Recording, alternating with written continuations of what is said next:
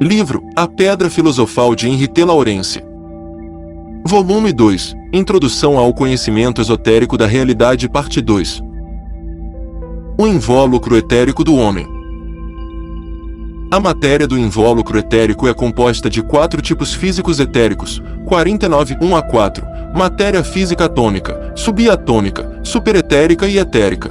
O invólucro etérico é o corpo físico propriamente dito. Sem ele, a formação celular seria impossível, e as células e o organismo não teriam vida. O invólucro etérico penetra no organismo e, se ocasionalmente deixar o organismo, torna-se uma réplica completa deste último. No estado encarnado do homem, ela penetra no organismo, cujas células são então envolvidas por matéria etérica. Cada célula, bem como cada molécula sólida, líquida ou gasosa, tem sua contraparte etérica e está envolvida por seu próprio invólucro etérico diminuto enquanto o grande invólucro etérico estiver unido ao organismo. O invólucro etérico transmite vibrações entre o organismo e o invólucro emocional. Depende da composição da matéria etérica do invólucro etérico e da capacidade funcional do sistema nervoso até que ponto ou de que maneira essas vibrações podem ser apreendidas e reproduzidas pelo homem físico.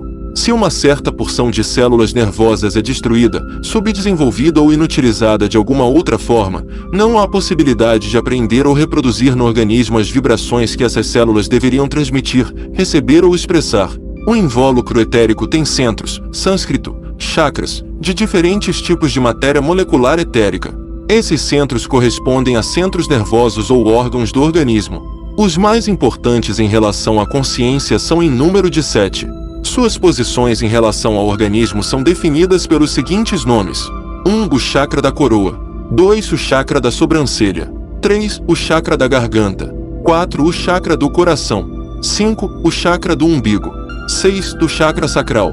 7. O chakra basal. Esses nomes indicam as localizações aproximadas fora do organismo. Apenas o centro basal está dentro do organismo, entre as vértebras caudais e a pele. Os centros 3 e 7, garganta centros basais, estão em contato direto com a medula espinhal. Do plexo solar originam-se 14 hastes etéricas em 75.000 radiações. 7 dessas hastes principais pertencem aos órgãos dos sentidos, 7 aos órgãos do movimento. A contraparte etérica da medula espinhal forma 3 correntes etéricas. O central desses canais está em contato com a glândula pineal. As 2 outras correntes espiralam em torno da corrente central. O invólucro etérico é levemente luminoso em sua totalidade e tem uma cor violeta azulada cinzenta. 5 energias vitalizantes permeiam o invólucro etérico por turnos durante 24 minutos, retornando a cada 2 horas. Um exemplo da periodicidade das energias funcionais que pode ser verificada por todos é a mudança rítmica da respiração. A respiração é feita principalmente com um pulmão e através de uma narina de cada vez. A cada 2 horas, a respiração muda da respiração direita para a esquerda, ou vice-versa, a menos que ocorram obstáculos específicos. Na respiração correta, a temperatura do corpo aumenta um pouco, na respiração esquerda ele diminui. Os resfriados raramente ocorrem na respiração correta. A febre é caracterizada por respiração direita prolongada. O centro do umbigo está em contato com o átomo emocional da primeira tríade. O centro da garganta está, através do invólucro causal, em contato com a primeira molécula mental da tríade. O centro cardíaco está, através do invólucro causal e do primeiro átomo emocional da tríade, em contato com o átomo essencial da segunda tríade, e o centro da coroa, via átomo físico da primeira tríade, com a molécula superessencial da segunda tríade. O invólucro etérico é envolto por um filme extremamente denso de matéria atômica física. Este filme forma um muro protetor sem o qual o homem, especialmente quando adormecido, estaria quase indefeso contra todo tipo de fenômenos no mundo emocional. No entanto, esta disposição também tem uma desvantagem. Os invólucros etérico, emocional e mental têm centros correspondentes, que estão tão intimamente interconectados que formam órgãos comuns, por assim dizer. A película atômica, porém, impede a transmissão direta, de para os centros do invólucro etérico, das vibrações dos centros dos outros invólucros. Quando a energia da base da espinha torna-se totalmente ativa e sobe pelo canal central, então esta energia rompe a película atômica e subsequentemente forma uma guarda protetora suficientemente forte. O invólucro emocional do homem. O invólucro emocional é um invólucro agregado composto de todos os 7 tipos emocionais de matéria, 48, 1, 7. A proporção dos diferentes estados de agregação varia consideravelmente em diferentes indivíduos, dependendo do seu nível de desenvolvimento. No homem recentemente causalizado, os dois tipos mais baixos de matéria, 48, 6 e 7, somam mais de 90%. Em médium self-civilizado, os quatro tipos moleculares inferiores, 48, 4 a 7, perfazem cerca de 95%. Em um do self-emocional perfeito, cerca de 99% pertencem aos dois tipos superiores de matéria, 48, 1 e 2. Quando o invólucro emocional consiste dos três tipos mais elevados, 48, 1 a 3, cerca de 50%, então o homem pode começar a ser chamado de homem. Até então, o nome subhomem seria mais adequado. A composição material depende da capacidade do átomo emocional da tríade de vibrar nas diferentes espécies moleculares, e resulta da interação dos três aspectos, vontade, consciência e matéria. Quanto mais a vontade puder se afirmar e quanto mais clara for a consciência, maior será a proporção de espécies moleculares superiores no invólucro. Quanto maior a porcentagem de tipos moleculares superiores, maior a receptividade, percepção e expressividade das vibrações correspondentes. O invólucro emocional transmite vibrações entre os invólucros etérico e mental. No estágio atual do desenvolvimento da humanidade, os invólucros emocional e mental da maioria das pessoas estão tão entrelaçados que, durante a encarnação, formam um único invólucro, por assim dizer. As vibrações em um invólucro são automaticamente repetidas no outro. Como o invólucro etérico, o invólucro emocional tem 7 centros com as funções correspondentes. Esses centros, ou órgãos, para a consciência e instrumentos para a vontade em diferentes tipos moleculares são como se fossem réplicas em matéria emocional dos centros do invólucro etérico. Eles estão intimamente ligados aos centros etéricos e têm os mesmos nomes. O invólucro mental do homem.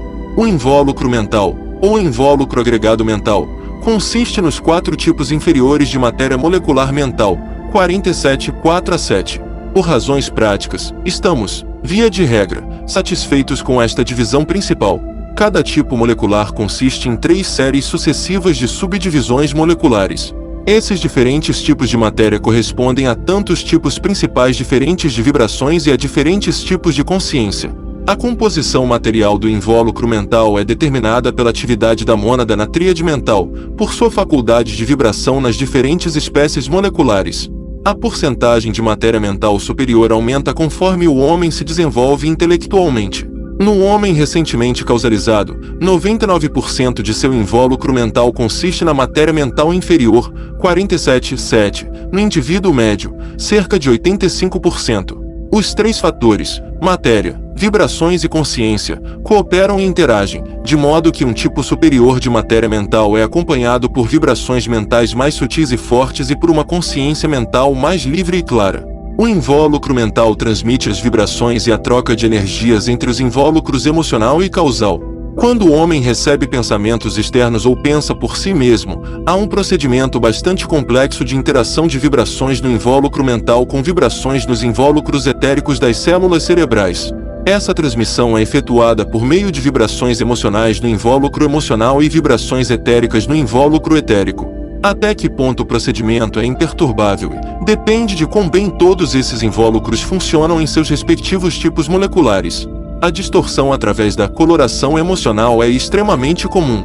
Quando o homem pensa, a matéria mental é ejetada de seu invólucro mental para o mundo mental que envolve esse invólucro. Essa massa molecular assume imediatamente uma forma concreta e plástica. Quanto mais claro e distinto o pensamento, mais finamente esculpida é a forma de pensamento. A maioria das formas pensamento, elementais mentais, são nuvens difusas, de cor lamacenta, do tipo molecular mais baixo. Os pensadores independentes criam formas infinitamente variadas em forma e cor. A forma é determinada pelo assunto do pensamento, a definição de seus contornos, pela clareza do pensamento, sua cor, pela qualidade do pensamento. Os centros do invólucro mental correspondem aos do invólucro emocional. O invólucro causal do homem. O invólucro causal, o único invólucro permanente do homem, é um invólucro de matéria causal involutiva, 47, 1 a 3. Este invólucro causal, este ser causal, representa a consciência humana propriamente dita. Seu tempo de vida vai da causalização à essencialização. É a ponte entre a primeira tríade e a segunda tríade.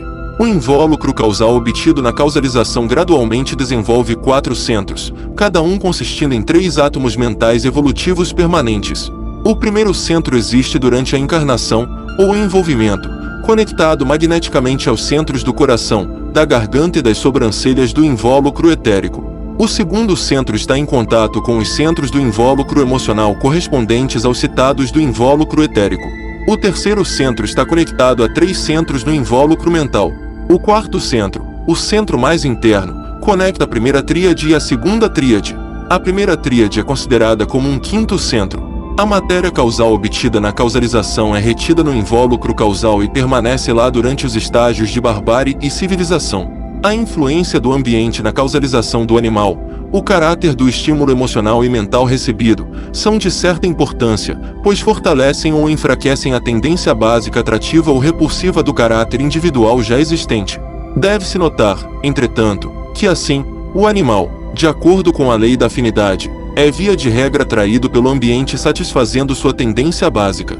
Enquanto o invólucro causal servir apenas como um coletor de matéria fornecida com parcimônia por seus envolvimentos, ele não pode exercer nenhuma função ativa, mas, no todo, apenas transmite as funções da tríade. Ele desenvolve atividade própria apenas no final da existência da mônada como homem, quando o invólucro causal esteja sistematicamente ativado. Muitos animais causalizaram como sendo animais de estimação sob a influência das vibrações humanas. Caso contrário, a causalidade em massa sob a influência de intensa psicose animal em massa e vibrações essenciais especiais foi o procedimento mais comum também em nossa era, o que é inadequado tanto para a causalização quanto para a essencialização. O invólucro causal do homem recentemente causalizado é, desde o início, um pouco maior do que os outros invólucros. Sua densidade material é mínima, no entanto, de modo que o invólucro causal, envolvendo os invólucros inferiores, se assemelha mais a um filme fino do que a qualquer outra coisa. No final de sua existência, uma vez preenchido, organizado e penetrando nos invólucros inferiores, pode crescer tremendamente em tamanho. Durante a encarnação, o primeiro self tem 2 invólucros causais. Essa condição dura até que a mônada se torne um self causal.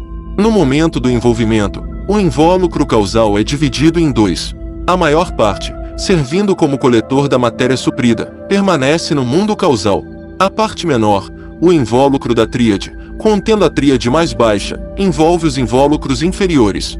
Quando o envolvimento do primeiro self é concluído e a personalidade é dissolvida, as 2 partes separadas se amalgamam para formar um único invólucro causal. Os 4 centros do invólucro causal não pertencem ao invólucro da tríade envolvente. São esses 2 invólucros causais que foram chamados de almas gêmeas, um termo que tem ocasionado fantasias de todos os tipos. Entre as funções dos invólucros inferiores está contribuindo para o desenvolvimento do invólucro causal, suprindo-o com matéria causal, bem como influenciando esta matéria para a atividade. Isso é feito pelo envolvimento da matéria causal nos invólucros inferiores e pelas vibrações desses invólucros.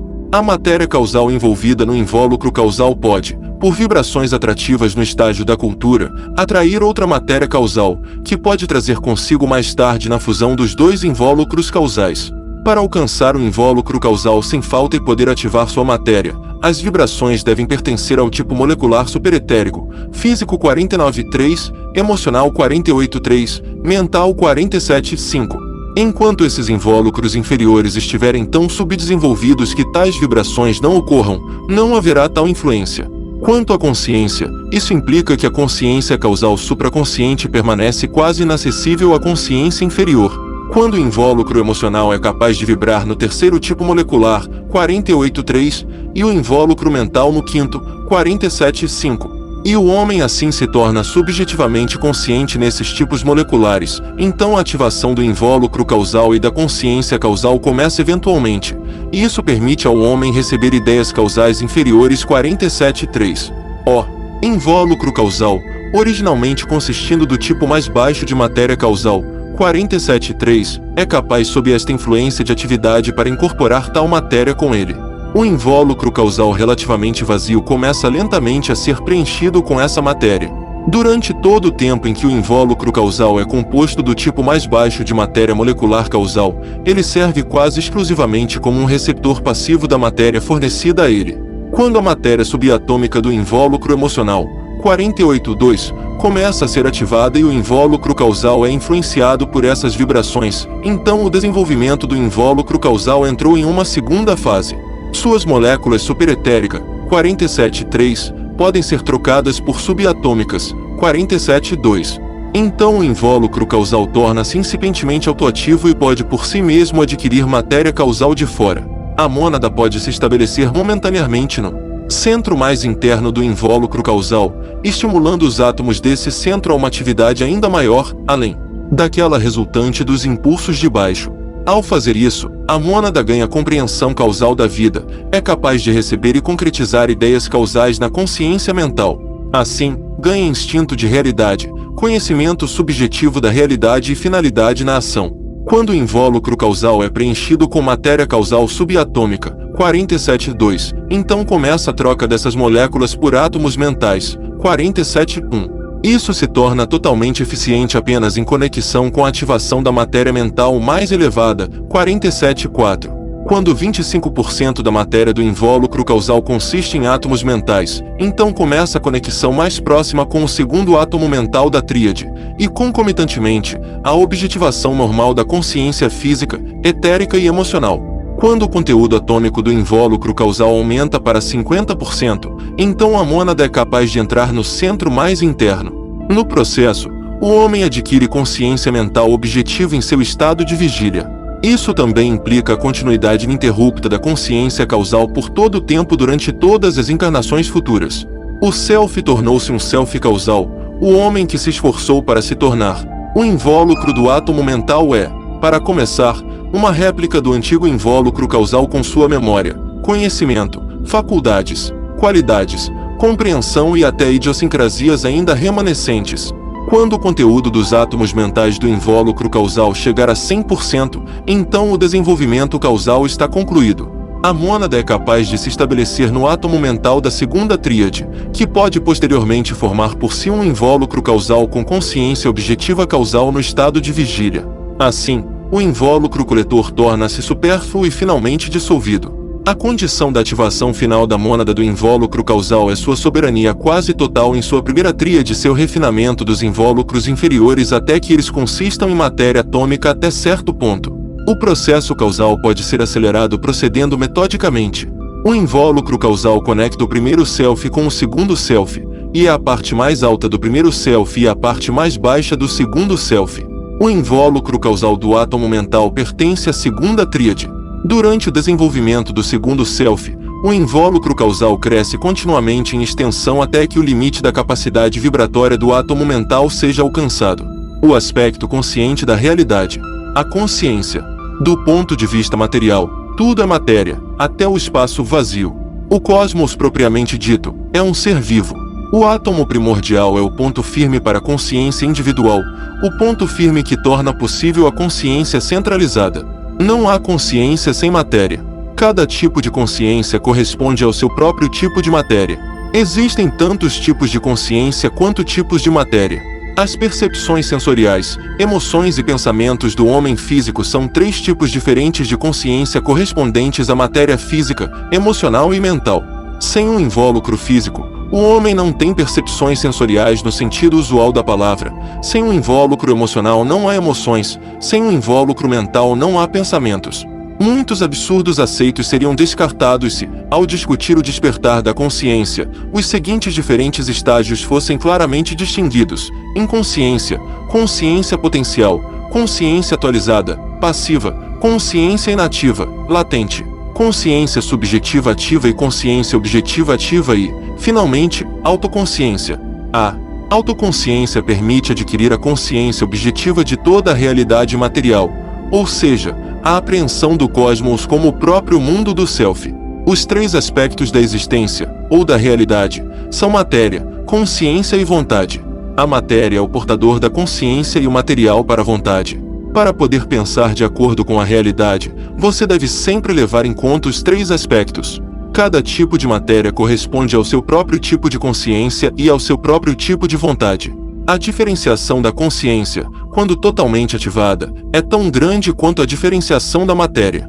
Cada tipo superior de matéria implica um tipo superior de consciência em relação aos tipos inferiores e uma maior capacidade da vontade de dominar a matéria. A vontade não pode ser percebida, ele se expressa apenas em eventos e processos. A vontade é o movimento, o que é dinâmico nos processos mecânicos. Toda consciência superior parece inexistente para a consciência inferior. Seres em mundos superiores não podem ser verificados por seres inferiores. Toda consciência inferior parece sem importância para a consciência superior. Uma consciência que nega a possibilidade de uma consciência superior dificilmente vencerá aquela superior. Quanto mais grosseira, mais composta a matéria, mais grosseiras e fracas são as vibrações e mais limitada é a consciência. No que diz respeito à consciência, o mundo físico invisível e visível é uma unidade. A unidade da consciência. A matéria primordial não é consciente, mas é o verdadeiro inconsciente. A consciência só pode ser atualizada em átomos.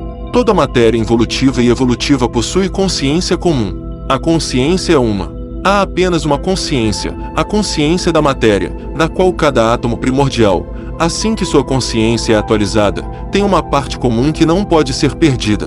Todo o sistema solar é uma unidade sistêmica de consciência. Cada globo material é uma unidade de consciência.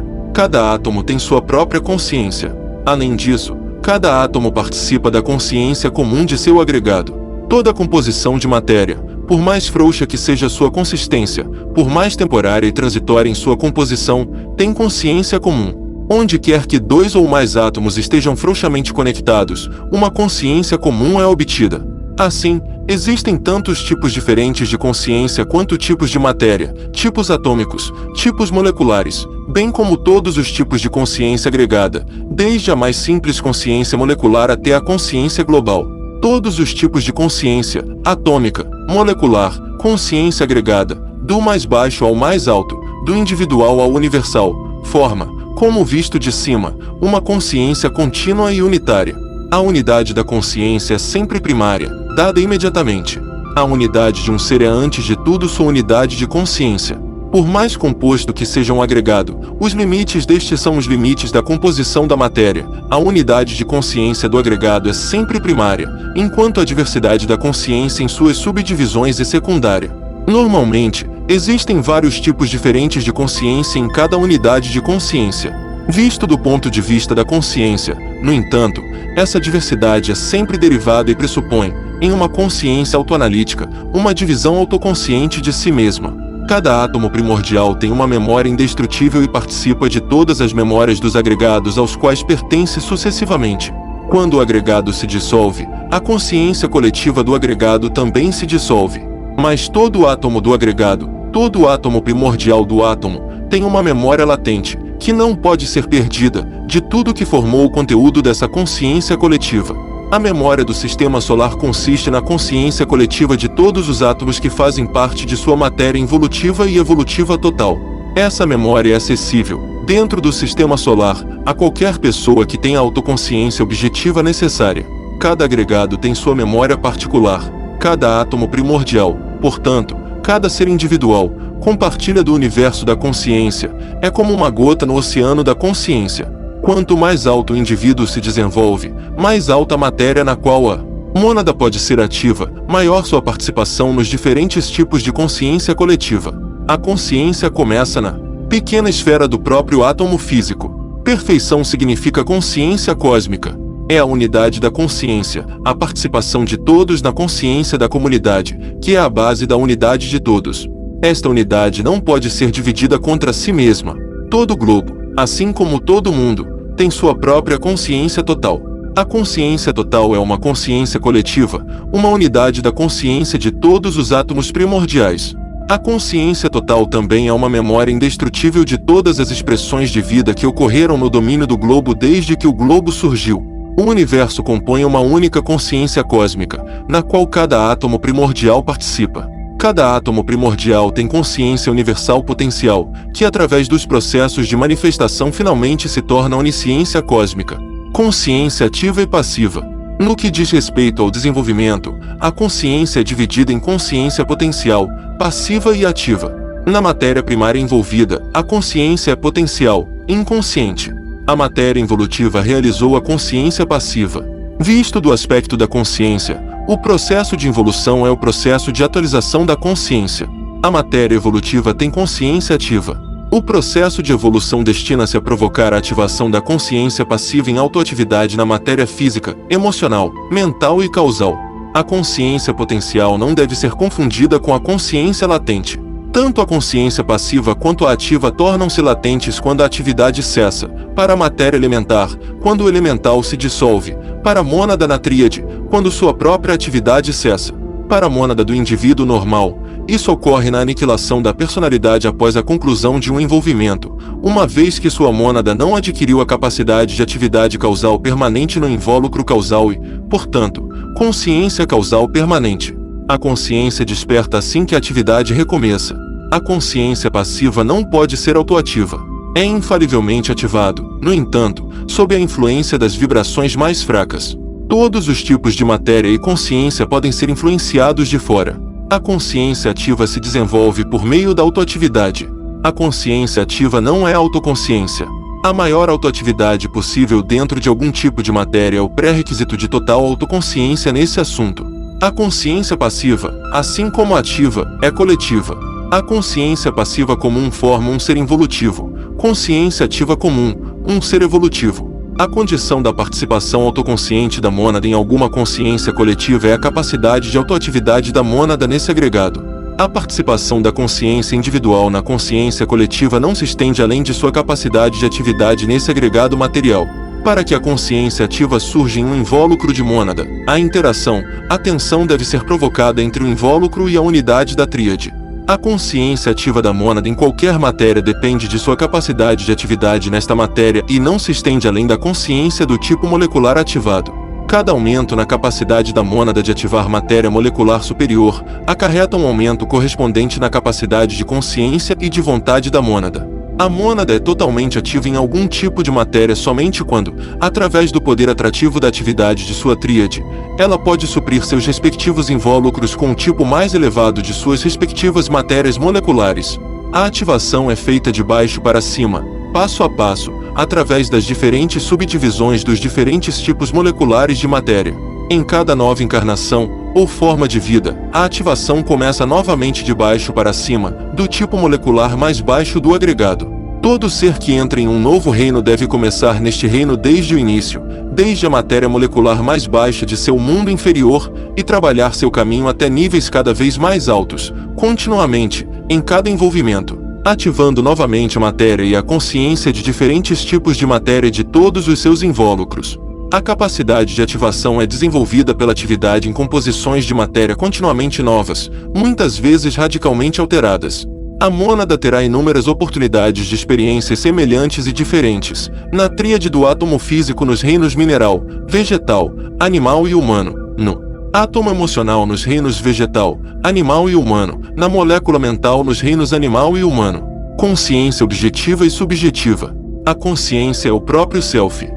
A consciência objetiva é a apreensão do self das coisas externas ao self, em oposição ao self que é o subjetivo. A clareza fundamental quanto à diferença essencial entre consciência objetiva e subjetiva é necessária por causa da má compreensão subjetivista prevalecente tanto no Oriente quanto no Ocidente, interpretando erroneamente a maneira fisiológica pela qual a consciência inferior apreende a matéria inferior, 49, 5-7, pelas percepções dos sentidos. Os subjetivistas tentaram fazer da realidade material um fenômeno exclusivamente psicológico.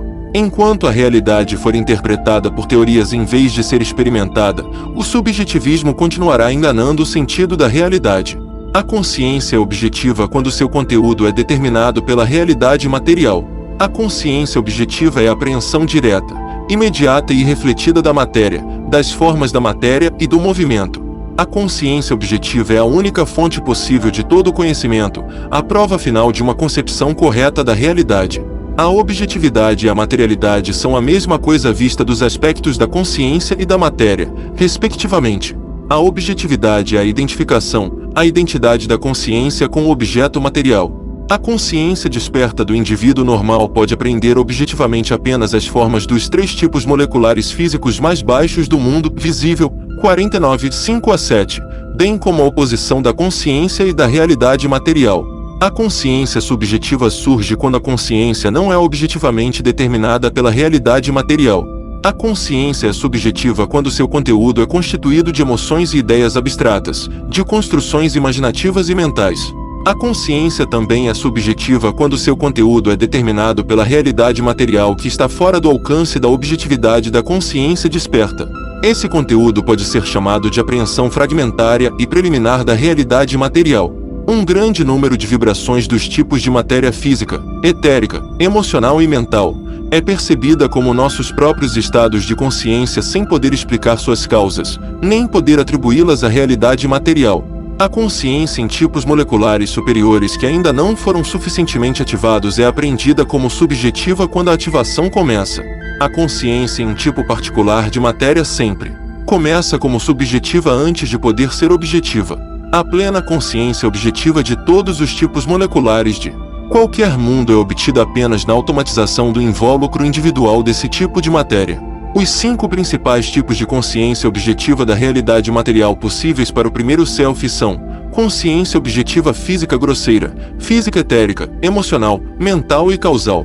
Em qualquer matéria, é a consciência objetiva correspondente que pode apreender direta e corretamente sua própria matéria e as realidades materiais nela contidas.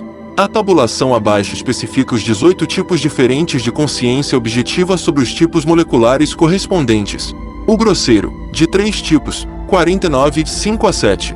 O físico etérico, de 3 tipos, 49, 2 a 4. O emocional, de 6 tipos, 48, 2 a 7. O mental, de 4 tipos, 47, 4 a 7. O causal, de 2 tipos, 47, 2 e 3. Os invólucros agregados têm seus próprios centros especiais de percepção e movimento, sânscrito, chakras. No entanto, estes são instrumentos da tríade. Os vários tipos de consciência coletiva nos invólucros não têm órgãos próprios.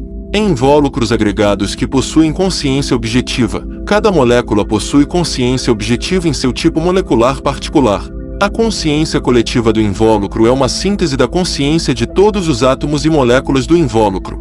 A plena consciência objetiva em todos os 3 estados de agregação do invólucro etérico fornece apreensão objetiva também dos 3 tipos moleculares físicos inferiores, fornece apreensão incomparavelmente mais correta desses 3 tipos inferiores do que os 5 sentidos do organismo são capazes de fazer.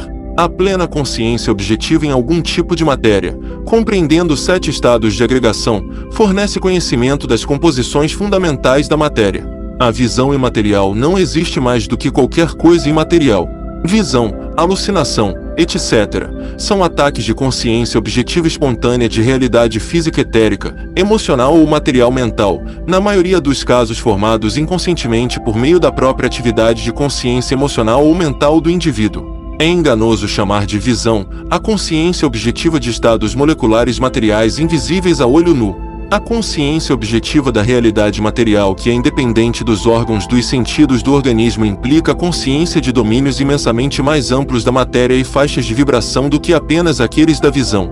A consciência objetiva total do átomo, e de todos os átomos do agregado, desde que façam parte do invólucro agregado, é a apreensão imediata e direta de todas as vibrações dentro do próprio tipo de matéria do átomo que atingem o invólucro agregado. A expressão clarividência é um equívoco. Lamentavelmente, os clarividentes raramente veem com clareza.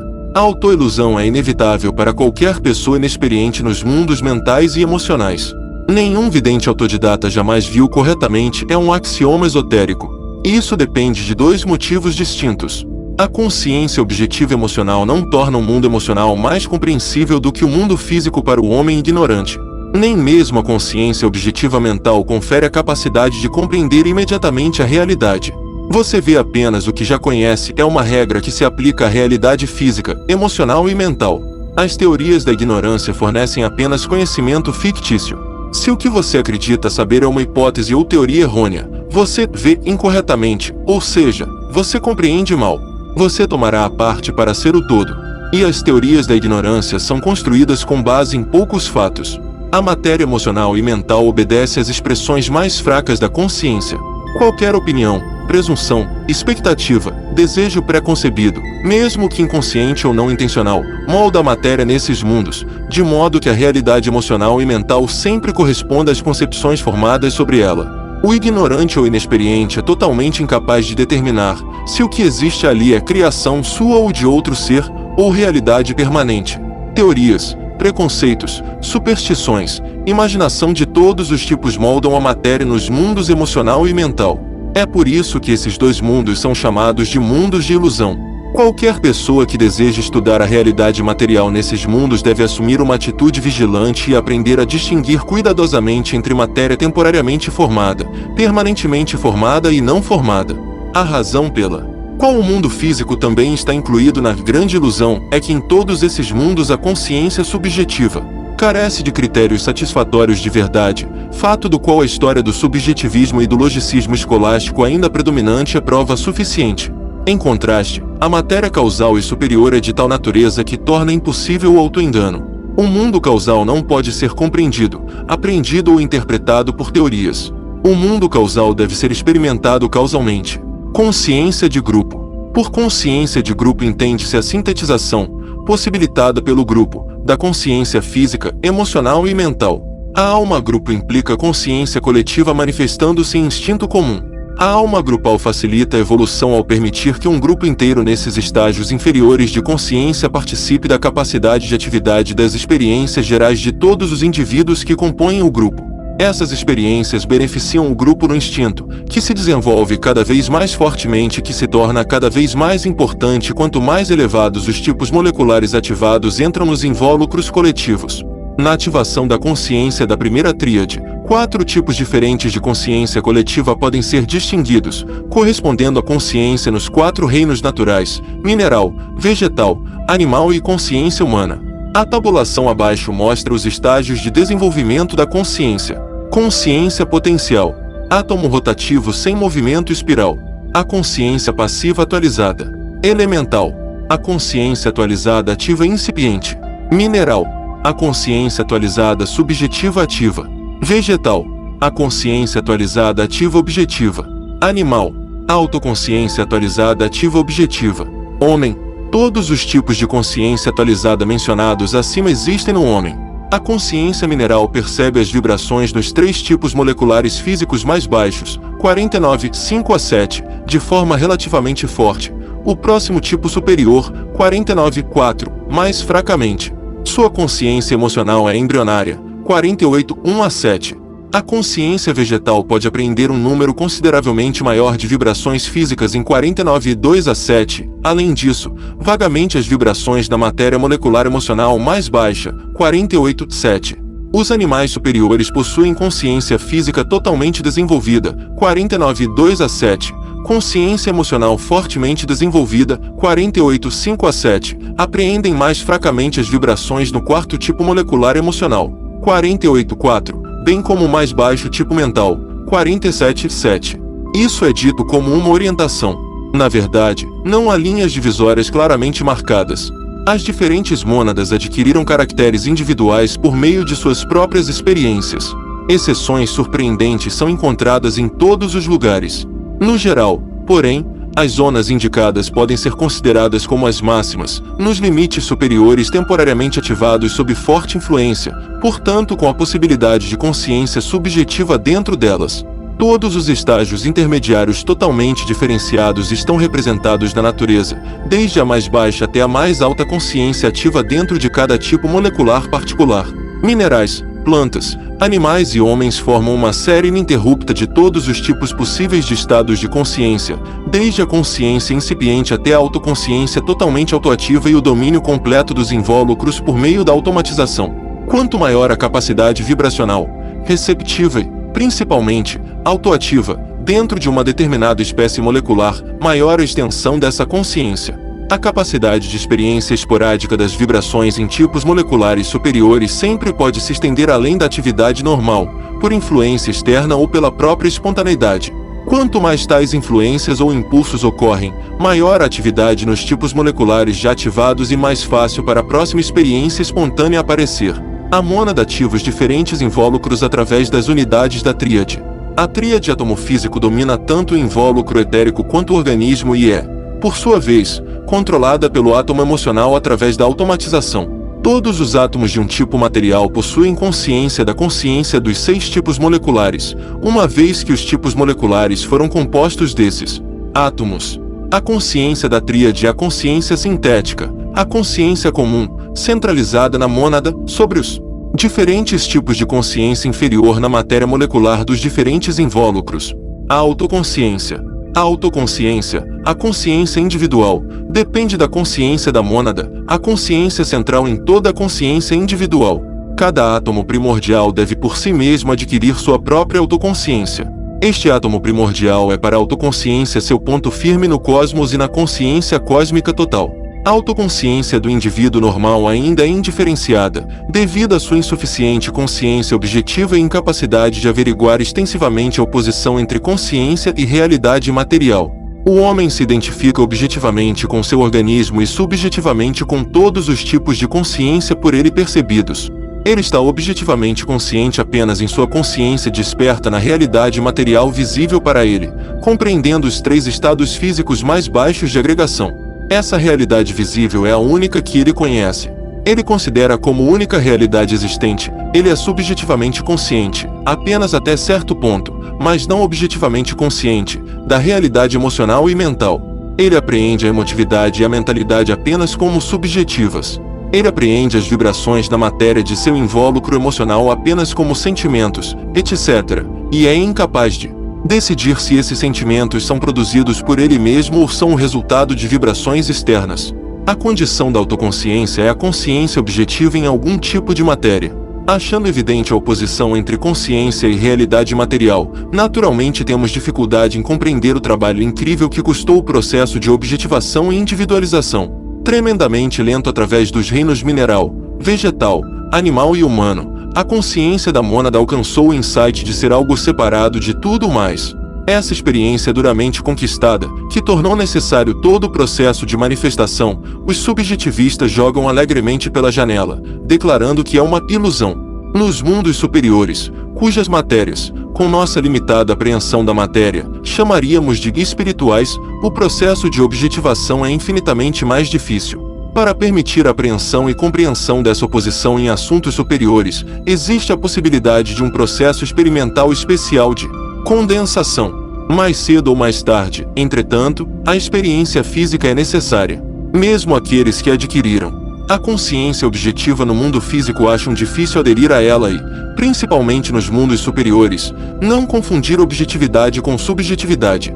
A resistência externa torna-se tangível apenas na matéria física grosseira. Só a consciência forçada a refletir sobre a oposição entre o externo e o interno, a matéria e a consciência, o objetivo e o subjetivo. A consciência da mônada estende-se na matéria tanto quanto sua capacidade de atividade nos agregados em que está envolvida. O que ele não pode ativar faz parte de seu superconsciente. A mônada não está completamente consciente em um tipo de matéria que ela não domina totalmente e não pode ativar a automatização. A consciência coletiva da tríade, assim como a dos invólucros, se expressa instintivamente como autoconsciência, desde que a mônada pertença à tríade e a tríade pertença aos invólucros. A consciência do homem. A consciência do indivíduo é uma síntese dos diferentes tipos de consciência ativa de seus diferentes invólucros. Mesmo nos tipos moleculares que são ativados em alguns aspectos, existem domínios consideráveis que nem mesmo são subjetivamente conscientes no atual estágio de desenvolvimento do indivíduo normal. O fato de que, nos 3 tipos moleculares físicos inferiores, apenas uma parte da realidade material pode ser apreendida objetivamente, deve-se às possibilidades limitadas dos 5 sentidos do organismo. Como regra, o desenvolvimento de um invólucro não foi concluído até que o invólucro tenha se tornado totalmente automatizado e suas funções de consciência tenham sido assumidas pela próxima consciência superior. A consciência do organismo e do invólucro etérico foi, até certo ponto, assumida pela do invólucro emocional.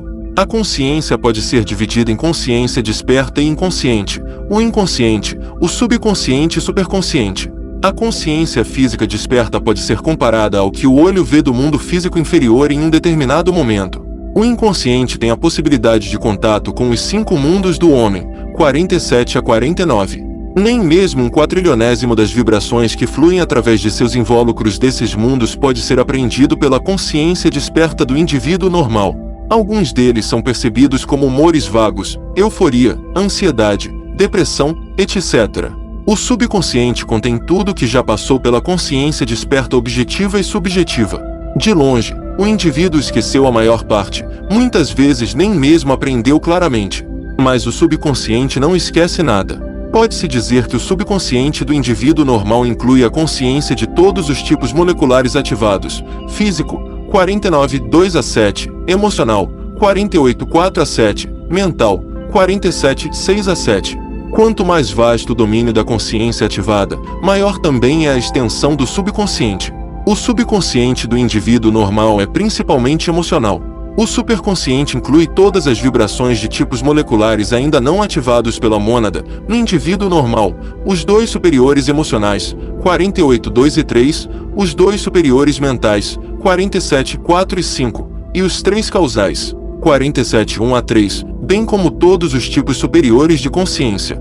No estágio da cultura, o indivíduo começa a ser esporadicamente subjetivamente consciente das vibrações do tipo emocional 48:3 e do tipo mental 47:5.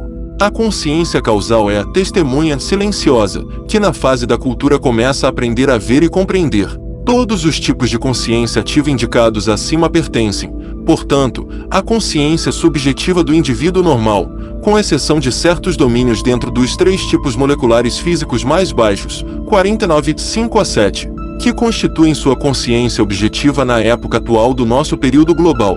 Isso pode, até certo ponto, explicar o incompreensível erro lógico cardinal do subjetivismo sob a influência do pensamento da filosofia indiana. Apesar de sua relativa insignificância, a consciência objetiva física é de fundamental importância, pois nela se adquire a consciência objetiva superior. O homem tem 4 memórias: memória física, emocional, mental e causal. A memória do invólucro causal está fora do alcance do indivíduo normal. As memórias das tríades são principalmente latentes. Eles são despertados para uma nova lembrança por meio de experiências semelhantes nos novos invólucros. As memórias dos invólucros dependem da capacidade dos invólucros de reproduzir vibrações uma vez aprendidas pela consciência desperta. A memória física depende da qualidade das células do centro de memória do cérebro e das moléculas etéricas correspondentes. Se essas células estiverem insuficientemente ativas, desvitalizadas por tensão ou choque, ou substituídas muito rapidamente por novas células, a reprodução é obstruída ou tornada impossível. A consciência emocional do homem. A consciência emocional é a consciência no invólucro emocional e no átomo emocional da tríade. Todas as moléculas do invólucro têm sua participação na consciência comum dentro de seus respectivos tipos moleculares. A consciência emocional surge por meio da atividade da mônada no átomo emocional da tríade e pela capacidade da mônada de aprender as vibrações nos 6 tipos moleculares emocionais, 48:2-7, e de transformar essas vibrações em consciência. No atual estágio de desenvolvimento da humanidade, a consciência humana é principalmente emocional. O indivíduo normal é o mais receptivo a vibrações emocionais de todos os tipos. Durante o eu emocional, a consciência emocional é o tipo de consciência mais desenvolvido, mais ativo, mais intenso e, portanto, o mais importante. As vibrações emocionais são mais fortes e diferenciadas do que as vibrações mentais. A vontade emocional domina a vontade mental, que ainda está ligeiramente desenvolvida. O indivíduo normal se identifica com seu ser emocional, que ele percebe como seu verdadeiro self. A mônada está centrada no átomo emocional da tríade. Uma vida mental independente da vida emocional ainda é uma coisa rara e só é possível para aqueles que, por meio de treinamento sistemático, liberaram o invólucro mental de sua coalescência com o invólucro emocional. O invólucro mental é ativado pelo invólucro emocional. A ativação resulta em coalescência. A matéria afetada no invólucro superior é atraída pela matéria afetante no inferior. Durante esse tempo, sua conexão é tão íntima que os invólucros emocional e mental funcionam como se fossem um único invólucro. Isso permite que a mônada seja centrada no átomo emocional da tríade. Quando os invólucros emocional e mental não estão mais nessa condição de coalescência, a mônada pode dominar toda a tríade a partir da tríade da molécula mental, pois a emocionalidade foi então automatizada.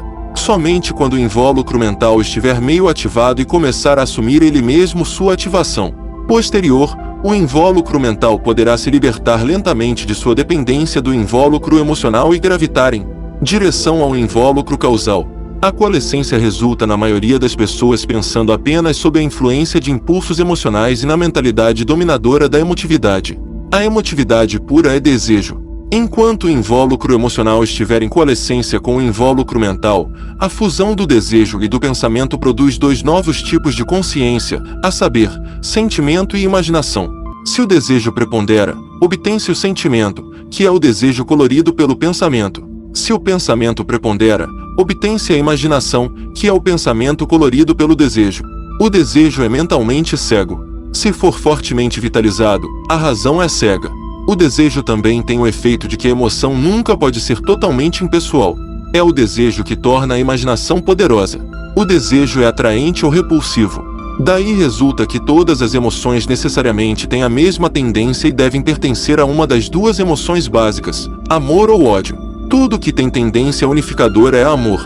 Tudo que tem uma tendência separativa e repulsiva é ódio. As vibrações das emoções espontaneamente atrativas pertencem aos três tipos superiores de matéria emocional, 48.1 a 3.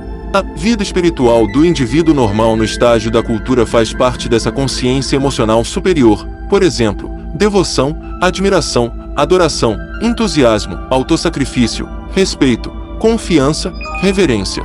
É claro que a admiração, afeição, simpatia, etc., ocorrem em estágios inferiores, mas estão em conjunção com o egoísmo. Todo tipo de matéria, todo tipo de consciência permite adquirir um princípio discriminativo que posteriormente não pode ser perdido.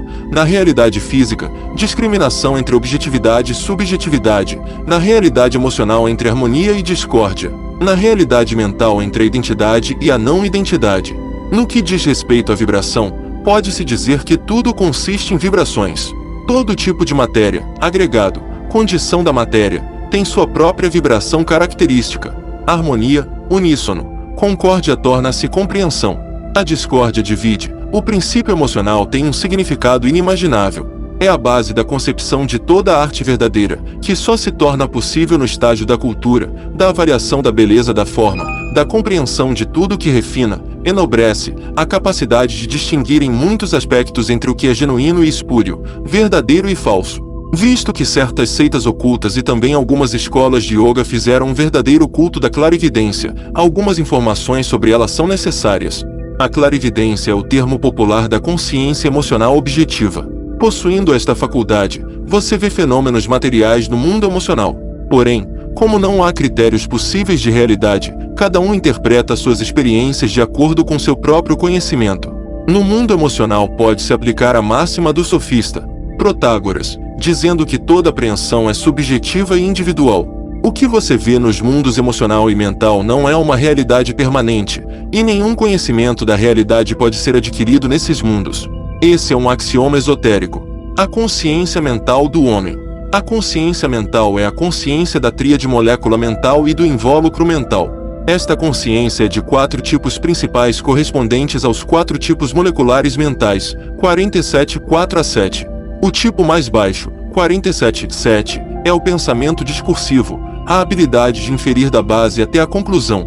O próximo tipo, 47.6, é o pensamento baseado em princípios, característico de filósofos e cientistas.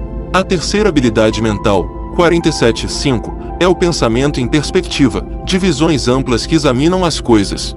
Pensar em termos de relatividade e porcentagens pertence a ele. A quarta habilidade, 47.4, é o pensamento sistêmico, via de regra o resultado da intuição causal concretizado. Poderia ser chamado de intuição mental. Na maioria das pessoas, a consciência dos 2 tipos moleculares mentais superiores, 47.4 e 5, pertence à superconsciência ainda inativa. Adicione a isso o fato de que a atividade mental do indivíduo normal raramente está livre da influência da emocionalidade. Mesmo as pessoas realmente intelectuais se contentam com os produtos da imaginação. No estágio mental, o invólucro mental começa a se libertar de sua coalescência com o invólucro emocional, embora apenas aqueles que adquiriram consciência causal incipiente, seu tipo mais baixo, 47.3, tenham sucesso nisso. Enquanto a coalescência persiste, o indivíduo é influenciado em seu pensamento por vibrações emocionais, a menos que o domínio de seu pensamento esteja totalmente dentro da esfera da mentalidade, problemas matemáticos, por exemplo. O pensamento teológico, filosófico, histórico, etc. é em grande parte um pensamento emocional, como tudo que diz respeito às coisas pessoais e humanas. No que diz respeito ao conhecimento, a consciência mental é sentido e razão. Sentido é consciência objetiva, isto é, consciência sobre a matéria e tudo relacionado à matéria. A razão é a consciência subjetiva, ou seja, em parte a capacidade de apreender o conteúdo da própria consciência, em parte a elaboração pela reflexão do conteúdo dos sentidos. Se a razão desenvolveu a faculdade de abstração, começa a construção de conceitos. Nos estágios de ignorância, essas abstrações são em grande parte as ficções, concepções sem conteúdo de realidade, da visão de mundo ou as ilusões, falsas perspectivas, da visão de vida.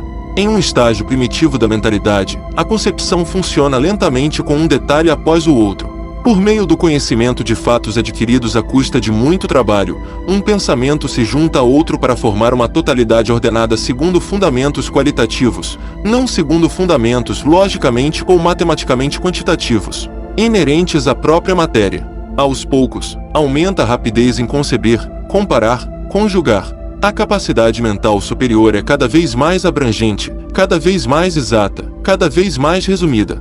No pensamento conceitual, um grupo unitário de coisas é examinado simultaneamente, em princípio pensando, as coisas de um grupo de conceitos, no pensamento sistêmico, as coisas de um sistema inteiro. A maioria das pessoas carece do poder de visualização e deve recorrer a construções auxiliares. Portanto, muitas pessoas entendem por conceitos, palavras às quais foram anexadas imagens de memória de qualidades características, os chamados qualificadores essenciais dos conceitos. A vida mental do indivíduo normal é uma vida de razão.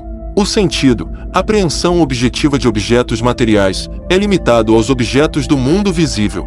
Somente quando o sentido puder observar todos os 5 mundos materiais do homem, 47 a 49, será possível para a razão formar uma concepção da realidade que seja subjetivamente correta. Até então, na falta de fatos sobre a realidade material, a razão será vítima de construções imaginativas arbitrárias, como tem sido o caso do subjetivismo na filosofia. A razão é um instrumento para a elaboração dos fatos. Se for suprido com fatos, então esta elaboração é impecável. Se houver apenas uma ficção entre todos os fatos, entretanto, o resultado é falso. Não há necessidade de qualquer lógica para quem está completamente familiarizado com todos os fatos pertinentes ao assunto em questão. A lógica não pode substituir ou produzir fatos, mas os produtos da ignorância filosófica têm, é claro, alguma importância como ginástica mental para a ativação da consciência mental. A mentalidade situa-se entre a emotividade e a intuição. A emotividade captura os sentimentos são capturados pela emotividade como vibrações. A intuição examina as coisas. A mentalidade concretiza, apreende trabalhando na concretude. O próprio trabalho de concretização é condição e resultado da compreensão. Em sua atividade, a consciência mental forma objetos mentais concretos da matéria mental. Quanto mais claro, quanto mais distinto o pensamento, mais esculpida é a concreção. Podem ser distinguidos 4 tipos diferentes de concreções, correspondentes aos 4 tipos de consciência mental, 47 4 a 7 os tipos maciço, cinzelado, refinado e etérico. No estágio da barbárie, dificilmente a concreção mais baixa é completamente ativada. A incompreensibilidade é sempre um sinal de solidez, informe. Na falta de fatos, a profundidade muitas vezes se perde em concreções cada vez mais maciças, até que haja imobilidade e o construtor não compreenda mais o que ele quis dizer originalmente. Nos níveis superiores do estágio da civilização, a capacidade de concretizar o segundo tipo molecular de baixo, 47.6, é adquirida. Isso permite pensar com fatos por meio de princípios e metodicamente. As concreções do estágio da cultura, 47.5, são aprendidas como inspiração. Os etéricos, 47.4, do estágio da humanidade beiram a intuição, que pertence à consciência causal. Quando a memória retrata, digamos, uma árvore, o pensamento forma na matéria mental uma réplica em miniatura dela que é mais ou menos exata. Portanto, o artista que observa intensamente é quem forma as melhores réplicas. Para a consciência objetiva, as abstrações se assemelham, mais do que tudo, a símbolos com seus desvios individualmente característicos. Se a consciência mental objetiva, incorretamente chamada de clarividência, for dirigida a um objeto distante, esse objeto aparecerá para observação como se estivesse presente. E os cursos de eventos em tempos passados passarão como se fossem imagens ao vivo em uma imagem colorida estereoscópica, para usar uma metáfora compreensível, no tempo que você escolher. Algumas pessoas confundem a rapidez da apreensão mental com a intuição, mas as duas faculdades funcionam de maneiras radicalmente diferentes. Se o homem possuísse intuição, ou ideias causais, não haveria necessidade dele aprender o que pensar, não haveria divergência de opinião com relação aos problemas intelectuais que ocuparam a humanidade até agora.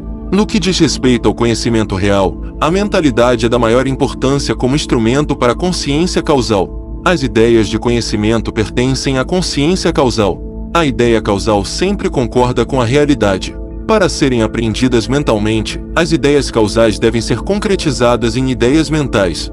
Na concretização correta, a ideia causal é dividida em várias ideias mentais da mais alta atividade mental, 47.4. Nem todas as ideias causais podem ser concretizadas dessa maneira. Muito se perde neste procedimento, e nada pode ser um substituto totalmente adequado para a consciência objetiva causal. Quando a compreensão do essencial desperta, a forma se torna um obstáculo. A consciência causal do homem. A consciência causal é a consciência do invólucro causal ou do átomo mental da segunda tríade. O termo consciência causal é o nome comum dos três diferentes tipos de consciência dos três tipos superiores de matéria mental, 47.1 a 3. A consciência causal é a consciência intuitiva em contraste com a forma de consciência discursiva e concretizadora da consciência mental. As intuições estão além da experiência possível do indivíduo normal, superam tudo que ele pode imaginar sobre a intuição. A palavra intuição foi ridicularizada para denominar aberrações, caprichos, impulsos emocionais levemente misturados com um tipo mais baixo de vibrações mentais. No indivíduo cultural, as intuições ocorrem algumas vezes durante sua vida, marcando épocas nela. A consciência causal objetiva é necessária para ter conhecimento auto-adquirido, não autorizado, dos 5 mundos do homem, 47 a 49. Como consciência subjetiva, o conteúdo da consciência causal são ideias causais infalíveis. Estas são por si só as provas da sua veracidade, sempre concordando com a realidade sem qualquer possibilidade fictícia. A consciência causal nunca pode ser confundida, pois ela sabe ou não sabe. Hipóteses, suposições, adivinhações, credos, não existem para a consciência causal. Não é onisciente nos 5 mundos inferiores. O que ele sabe, porém, é infalível no que diz respeito ao seu conteúdo de ideias, pois ele sabe por sua própria experiência. Experimentar uma intuição se assemelha mais do que qualquer coisa a um transporte para o Monte da Transfiguração onde você observa mundos e eras. Quem já passou por tal experiência tem material suficiente para uma obra que marca a época, que ele também realizará. A intuição implica uma clarificação das coisas, factos, acontecimentos, etc., com a constatação simultânea das relações constantes e temporárias entre eles, independentemente do espaço e do tempo. Este tipo de expressão da consciência pode ser comparado a uma iluminação num flash de toda uma paisagem de conceitos, com uma fotografia simultânea de cada detalhe, um conteúdo de infinitude momentaneamente condensado que requer semanas, meses, anos de trabalho para concretizar ou expressar em conceitos. Pode ser comparado a um acorde momentaneamente congelado da orquestra mundial, em que acorde cada tom particular nas maiores obras de ópera que se destaca em seu relevo tonal. Pode ser comparada à ação de um vulcão mental, que em um único momento lança para fora de sua cratera tudo que durante milênios foi reunido como causas e efeitos em alguma cadeia causal. As intuições não formam quaisquer formas objetivamente permanentes, mas são fenômenos de luz e cor que se dissolvem com a rapidez de um raio e um conteúdo de ideias que é apreendido com a mesma rapidez de um raio. Há uma compreensão completa e imediata entre os seres no mundo causal. A solidariedade e fraternidade de todos é uma coisa evidente. Uma consciência causal totalmente ativada, 47.1, pode produzir mais em 1 hora, em qualidade e quantidade, do que a mentalidade discursiva de trabalho mais eficiente, 47.6 e 7, consegue em 100 anos. Se a consciência causal já foi direcionada para um problema, então o resultado é correto na medida em que é exaustivo. Outra característica dela é que sempre sabe o que sabe e o que não sabe. As relações entre causa e efeito são completamente esclarecidas para a consciência causal. Uma coisa nunca está isolada, mas sempre incluída tanto como causa quanto como efeito em sua conexão causal. De acordo com o conhecimento esotérico, É apenas como um self causal que o indivíduo pode alegar ter senso comum, já que esse self nunca pode ser enganado, mas sempre vê a realidade como ela é. 11. Para a consciência causal não há distância nem tempo passado no que diz respeito ao planeta e dentro dos mundos do homem. 47 a 49. O self causal tem, é claro, suas oportunidades especiais de estudar todas as suas encarnações desde que seu invólucro causal foi formado na transmigração do reino animal para o reino humano, uma vez que tem sua própria memória dessas vidas passadas. Deve-se ressaltar que a memória de vidas passadas também é preservada no subconsciente da tríade, mas essa memória é mais difícil de acessar e, sobretudo, menos confiável, pois sua colocação no invólucro emocional ou mental faz com que os tipos de consciência interfiram com muita facilidade, e o que eles veem simultaneamente nas memórias coletivas de seus respectivos mundos são fenômenos subjetivos. Há todos os motivos para aceitar relatos de tais experiências com uma boa dose de ceticismo saudável. Consciência essencial. 46. O indivíduo torna-se um self essencial, um self 46, quando, como self causal e consciente no átomo mental de sua segunda tríade, adquire consciência incipiente no átomo essencial dessa tríade, e assim automaticamente adquire um invólucro essencial no mundo essencial, mundo 46. O mundo essencial tem 6 dimensões, se 3 forem atribuídas ao mundo físico, e a capacidade da consciência essencial, portanto, é hexadimensional. Essa capacidade de aprender as 6 dimensões também na realidade das dimensões inferiores, é claro, oferece uma visão soberana totalmente diferente do que é possível para os tipos inferiores de consciência. Os mundos 46 a 49 aparecem como um mundo. A consciência essencial, 46, é a consciência inferior da unidade.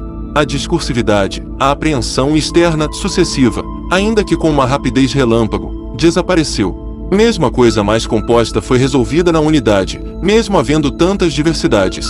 Os objetos não são apreendidos como realidades externas, como resultados de vibrações externas, mas são apreendidos de dentro.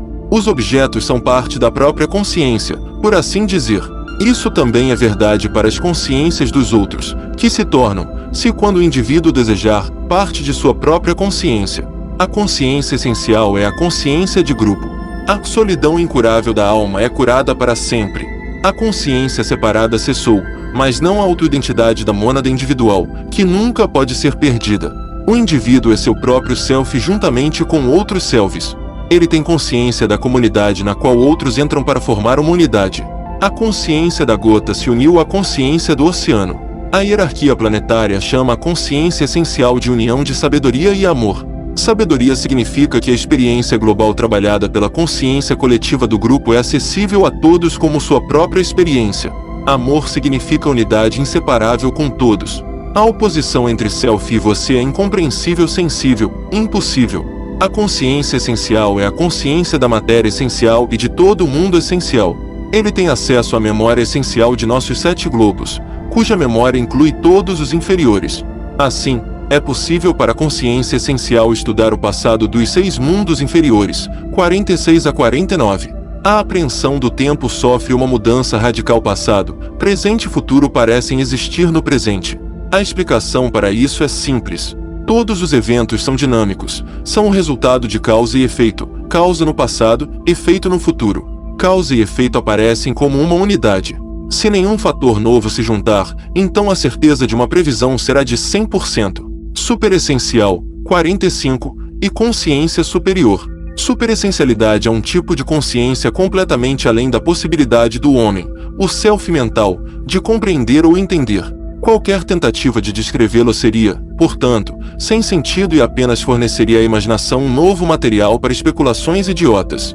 Através da participação cada vez mais vasta na consciência total dos mundos planetário, solar sistêmico e cósmico, e através da capacidade cada vez maior de apreender o que existe na consciência desses mundos, também a possibilidade de conhecer o conteúdo de realidade dos 3 aspectos da vida aumenta. É verdade que os tipos atômicos são considerados como pertencentes ao cosmos, mas é impróprio chamar a capacidade de consciência do Self 45 nos 4 tipos atômicos inferiores, 46 a 49, de consciência cósmica, pois começa apenas com consciência 42. Existem 2 tipos de expansão da consciência, a incorporação de novos fatos com a autoconsciência e a crescente participação na consciência da comunidade. A densidade dos átomos primordiais diminui em cada mundo atômico superior, de modo que, a princípio, o aspecto consciência pode se afirmar cada vez mais, e posteriormente, o aspecto vontade. O aspecto consciência domina no segundo self, o aspecto vontade, no terceiro self. Em todos os reinos sobre-humanos, cada indivíduo é um especialista treinado em alguma esfera do conhecimento, independentemente do fato de ser um coparticipante da consciência comum dos mundos superiores. Nesses mundos superiores habitam não apenas aqueles indivíduos que já foram homens, mas também todos aqueles que seguiram outros caminhos de evolução. Os devas, anjos, etc., especializam-se particularmente em tudo relacionado ao aspecto matéria. As antigas mônadas humanas especializam-se no aspecto da consciência, uma terceira evolução, no aspecto do movimento. Este arranjo tem a vantagem de que tudo que requer conhecimento especial pode ser obtido imediatamente sem perda de tempo. Também os indivíduos dos reinos superiores exploram seus mundos deduzindo efeitos de causas e causas de efeitos. A capacidade de consciência aumenta enormemente em cada mundo superior, mas também a dificuldade dos problemas da realidade desses mundos, o que significa que eles se tornam cada vez mais simples. A antropogênesis. As rondas. Em cada globo, em cada éon, a humanidade em seu desenvolvimento passa por 7 estágios diferentes, em raças principais ou raças raiz. De cada uma das 7 raças raiz se desenvolvem 7 sub-raças, e de cada sub-raça, 7 raças ramificadas, ou nações, no total 343 raças diferentes em cada período do globo.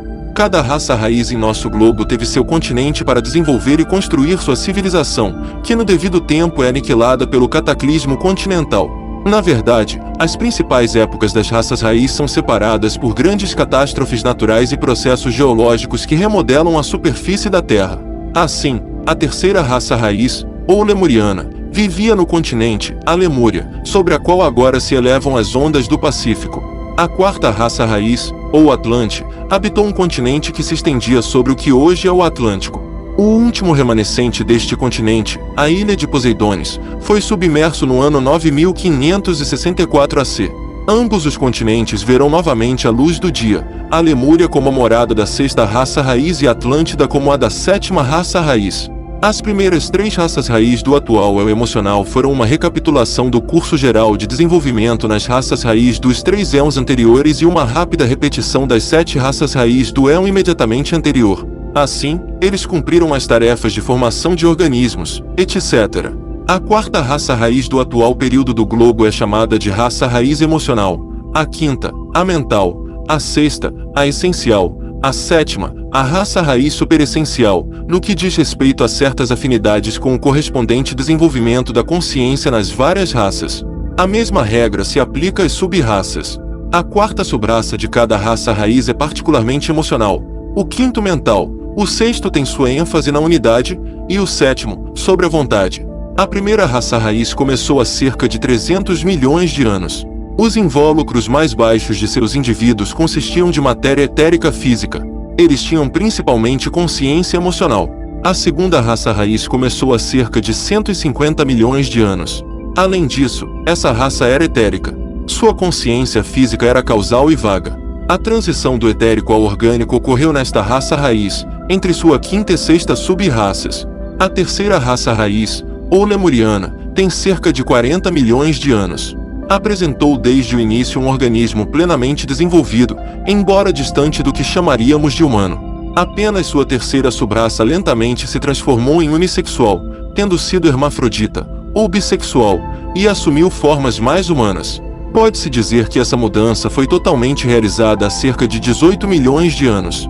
Um sistema nervoso e um cérebro foram desenvolvidos, o que tornou possível a consciência mental, embora, é claro, a consciência emocional ainda fosse incomparavelmente mais importante.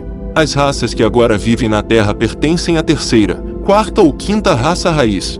Os poucos remanescentes degenerados da terceira, os bosquímanos, Vedas, as raças de pigmeus, etc., estão morrendo rapidamente. A maioria da humanidade ainda pode ser contada entre os quartos.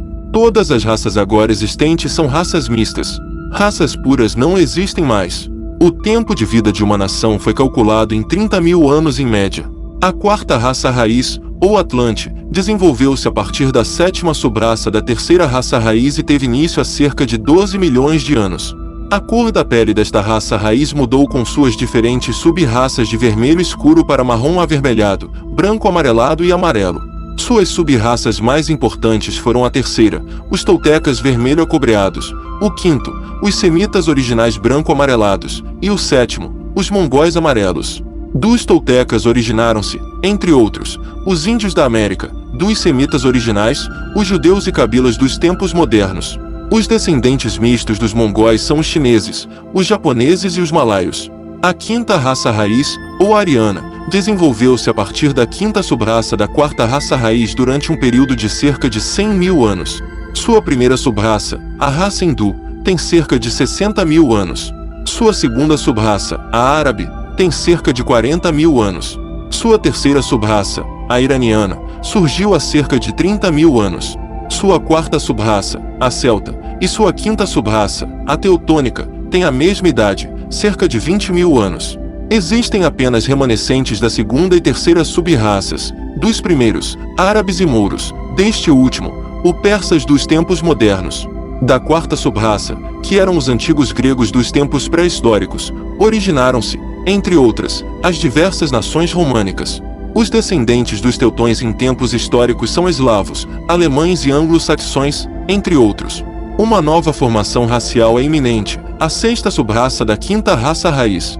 Calculou-se que a quarta raça ramo desta sexta subraça será capaz de adquirir consciência física etérica objetiva, a sexta raça raiz, consciência objetiva emocional. Entre a segunda e a terceira sub-raças da sexta raça raiz ocorrerá a transição do organismo para o invólucro etérico, sendo este último invólucro doravante o invólucro inferior do homem. É claro que toda a sétima raça raiz será etérica. O período de encarnação, ou tempo de vida da personalidade, do indivíduo nas raças etéricas equivale à idade de uma raça ramificada. Uma boa parte do período do quarto globo do eu mental, a consciência mental causal será totalmente ativada e os invólucros mental e causal serão totalmente automatizados, resultando em plena consciência objetiva nesses invólucros. As classes de idade da humanidade. As classes são a ordem natural das coisas. As classes da natureza indicam diferentes classes de idade, no reino humano, bem como em todos os outros reinos naturais, tanto os inferiores quanto os superiores. O número total de indivíduos pertencentes à humanidade de nossos 7 globos chega a cerca de 60 bilhões, a maioria deles adormecidos em seus invólucros causais. Eles podem ser divididos em 4 grupos principais. O primeiro grupo inclui aqueles que causaram normalmente nos 7 globos anteriores. Este grupo pode ser dividido em 4 classes, aqueles que causaram no quarto, quinto, sexto e sétimo éons dessa cadeia de globos. Ao segundo grupo principal pertencem aqueles que nesse globo foram causalizados muito cedo por meio de estimulação artificial por causa da redução iminente da cadeia de globos. O terceiro grupo principal inclui aqueles que causaram no terceiro éon, o quarto grupo principal no éon atual, de nossa ronda. A classe etária mais velha do primeiro grupo principal encarnado em nosso planeta na sétima raça raiz do éon atual, e o segundo mais antigo, na sexta raça raiz. Antes disso, as chamadas condições culturais são muito inadequadas. A terceira e quarta classes começaram a encarnar na quarta raça raiz na Atlântida. Alguns clãs das duas classes mais antigas também encarnaram, tendo desde então constituído aquela elite cuja tarefa tem sido guiar o resto da humanidade. Os níveis de desenvolvimento humano. Os reinos mineral, vegetal e animal e as 3 primeiras raças raiz do reino humano desenvolveram senso, consciência objetiva, a capacidade de aprender a realidade material que nos cerca. No reino animal, também a consciência emocional é ativada de baixo para cima, do tipo molecular mais baixo. O indivíduo, entregue a si mesmo em sua individualidade solitária, deve adquirir tudo por si mesmo desde o início. O desenvolvimento da consciência da mônada, da causalização à essencialização, é dividido em 5 estágios ou 777 níveis. Os 5 estágios de desenvolvimento são os estágios de barbárie, civilização, cultura, humanidade e idealidade. Os 3 primeiros estágios também podem ser comumente chamados de estágio emocional, o estágio da humanidade, o estágio mental, e o estágio de idealidade, o estágio causal. É característico do estágio emocional que a mentalidade dependa da emotividade, que o invólucro mental esteja em coalescência com o invólucro emocional. Dos níveis, 400 pertencem ao estágio da barbárie, 200 ao da civilização, 100 ao da cultura, 70 para o da humanidade e 7 para o estágio de idealidade. Tanto a consciência emocional quanto a consciência mental podem ser divididas em tipos superiores e inferiores. Dos 777 níveis, 600 no total pertencem ao emocional inferior, 48 4 a 7, 100 ao emocional superior, 48 2 e 3, 70 ao mental inferior, 47 4 a 7, e 7 para a consciência mental ou causal superior, 47 1 a 3, que no estágio da civilização ainda dorme como habilidade inativa. No estágio da barbárie, o indivíduo é, em geral, subjetivamente consciente dentro dos 3 tipos moleculares emocionais inferiores, 48 5 a 7, e do tipo mental mais baixo, 47 7. No estágio da civilização, a consciência se move dentro das 4 regiões emocionais inferiores, 48 4 a 7, e das 2 regiões mentais inferiores, 47 6 e 7. No estágio da cultura, a consciência emocional move-se principalmente nas 3 regiões intermediárias, 48 3 a 5, e nas 2 inferiores mentais, 47 6 e 7, embora possa excepcionalmente, como nos místicos, também desenvolver as regiões emocionais mais elevadas. No estágio da cultura, as vibrações de 48 3 podem atingir o causal de 47 3, o que torna possível experimentar inspirações causais e começar a ativar a consciência causal mais baixa. No estágio da humanidade, a consciência mental superior de 47 5 e 4 é conquistada e no estágio de idealidade, o causal de 47 2 e 3. Dos indivíduos pertencentes ao nosso 7 globo, cerca de 36 bilhões causaram na cadeia anterior e 24 bilhões na nossa cadeia planetária. A diferença de idade entre os grupos mais velhos e mais jovens chega a cerca de 7 éons.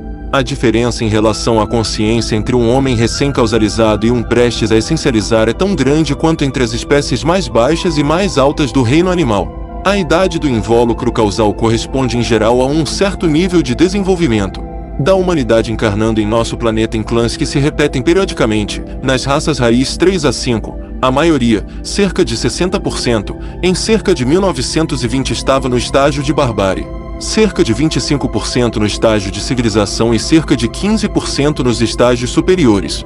Essas condições podem mudar facilmente, com maior ou menor perspectiva de opinião pública de compreensão da vida. Muitos indivíduos poderiam pertencer a níveis superiores se não tivessem se deixado guiar de bom grado pelas autoridades da opinião pública e, assim, tivessem impedido seu desenvolvimento. A humanidade pertence quase exclusivamente aos 2 estágios inferiores porque os clãs que atingiram o estágio de cultura não irão, com certas exceções, encarnar até a 6ª e 7ª raças raiz. A presença deles obstruiria a autorrealização dos outros, promovendo a imitação. Quanto mais baixo o nível de desenvolvimento, mais tempo leva para ativar a consciência. Quanto mais alto o nível, mais rápido é o ritmo de desenvolvimento e maiores são as distâncias entre os diferentes níveis. O crescendo das raças aumenta com a 3ª raça raiz e ainda mais com a 6ª. Aqueles que não conseguem acompanhar o ritmo acelerado são transferidos para o globo mais adequado para eles no esquema. Essa ignorância de transferência, dia do julgamento, tem, como sempre, embelezada com terrores de todos os tipos. Somente segundos selves podem estabelecer o nível de desenvolvimento do indivíduo. Nem mesmo os estágios, especialmente os mais altos, podem ser explorados. Os presunçosos que tentam classificar as pessoas sempre cometem erros grotescos. O estágio, mas não o nível, de desenvolvimento pode ser indicado em termos das faixas de vibração mais altas, mais frequentes, mais fortes e mais baixas de qualquer consciência individual, em tipos moleculares emocionais e mentais. A consciência é um todo contínuo suscetível de extensão elástica e expansão espontânea, fato que permanece um mistério para o ignorante. Os níveis se fundem de maneira igualmente incompreensível. A possibilidade de diferenciar as vibrações dentro de algum tipo molecular parece ser praticamente ilimitada. As vibrações de qualquer tipo molecular se movem dentro de uma série de 343 níveis e podem variar individualmente. As diferenças entre os níveis aparecem em nuances imperceptivelmente sutis. E, no entanto, esses tons infinitamente finos indicam as diferenças. Quanto mais finos forem, mais delicados eles são. Uma educação ou meio brutal os apagará facilmente, irrevogavelmente para aquela encarnação. Outra circunstância que também impossibilita a avaliação do nível é que o mesmo nível pode parecer totalmente diferente em diferentes indivíduos, dependendo de seus respectivos departamentos, da formação especial de seus personagens individuais por meio de experiências únicas e dos fatores da lei da colheita. Talvez seja mais fácil compreender a diferença de níveis se você pensar no indivíduo como um conglomerado de qualidades e habilidades divididas em graus. Uma habilidade é desenvolvida 25%, outra 50%, uma terceira 75% e uma quarta é aperfeiçoada, 100%. Habilidades diferentes têm pontos diferentes. A pontuação total do número total de habilidades adquiridas é calculada e a média indica o nível. Os envolvimentos do invólucro causal. A forma de existência do homem alterna entre o envolvimento em um organismo no mundo visível e evolução para o mundo causal. Na encarnação, o invólucro causal junto com a tríade reveste-se de um invólucro mental no mundo mental, um invólucro emocional no mundo emocional, unir-se com um invólucro etérico e um organismo, o verdadeiro produto da colheita, no mundo físico. Na evolução, o invólucro causal com a tríade deixa esses invólucros na ordem inversa. O número total de encarnações não é fixo. O número depende de muitos fatores. Os mais importantes são o caráter individual, com sua tendência básica atrativa ou repulsiva, e a autoatividade autoiniciada. A tendência repulsiva sempre semeia má semeadura, resultando inevitavelmente em má colheita, que pode aumentar o número de encarnações sem limites. Há aqueles que, devido ao propósito unidirecionado e à tendência atrativa de seus personagens individuais, podem passar pelo reino humano em um éon, e há outros que usarão 7 éons ou mais para conseguir o mesmo. Nos estágios inferiores, o indivíduo sempre encarna em série, uma série para cada nível de desenvolvimento. O número de encarnações no estágio da barbárie chega a 100 ou mais em cada série. Como regra, o número diminui a cada estágio superior. 7 encarnações são calculadas como normais para os últimos 7 níveis. De acordo com a lei da autorrealização, o indivíduo deve buscar por si mesmo, encontrar por si mesmo, adquirir todo o conhecimento, todas as qualidades e habilidades. Finalmente, ele mesmo deve atualizar sua divindade potencial. Tudo que é inato é auto-adquirido. Tudo que você pode aprender, compreender, sentir, todas as qualidades e habilidades, tudo é previamente adquirido em existências anteriores por meio de inúmeras experiências e laboriosa elaboração dessas experiências. Tudo que é realmente novo pela primeira vez é mais ou menos estranho, improvável, difícil de entender. Não há ideias inatas. Mas é inata a compreensão imediata de conceitos já elaborados, assim como as predisposições de rápida reaquisição de qualidades e habilidades anteriormente adquiridas. Essa reaquisição, entretanto, depende do caráter do novo organismo e do invólucro etérico. O que é dado livremente ao indivíduo por meio de cultura, educação, oportunidades de estudos privados, ele pode fazer uso apenas se tiver previamente adquirido o discernimento e compreensão necessários. O patrimônio cultural acumulado das nações permite renovar o contato com domínios de conhecimento previamente adquiridos e, assim, ter de novo aquela lembrança sem a qual um conhecimento anterior permaneceria latente. Quanto maior a habilidade, mais trabalho de encarnações ela custou.